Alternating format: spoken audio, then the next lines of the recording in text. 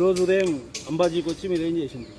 అంబాజీలో శంకర విజయేంద్ర సరస్వతి స్వామివారు కాంచీమఠం పీఠాధిపతులు. ప్రస్తుతానికి కాంచీమఠం పీఠాధిపతులు వీళ్ళు మన ప్రాంతంలో ఉండేటువంటి శ్రవణ్ కుమార్ శర్మ గారు, అదేవిధంగా సాయి కుమార్ శర్మ గారు ఇద్దరు కూడా వెళ్ళి శంకర విజయేంద్ర సరస్వతి స్వామివారిని సేవించిన తర్వాత వారు చెప్పారు, స్వామి మేము 18 అష్టాదశ శక్తి పీఠాల్లో మేము చండీ హోమం చేద్దాం అనుకుంటున్నాం, మాకు ఆజ్ఞ ఇవ్వండి, మేము ముందుగా శ్రీలంకకి వెళ్తాము అని అడిగారు. వీళ్ళు శ్రీలంకకి వెళ్దామని అడిగితే వారుండి శ్రీలంక కాదురా, మీరు శ్రీలంకకు తర్వాత వెళ్ళొచ్చు అన్నాడు.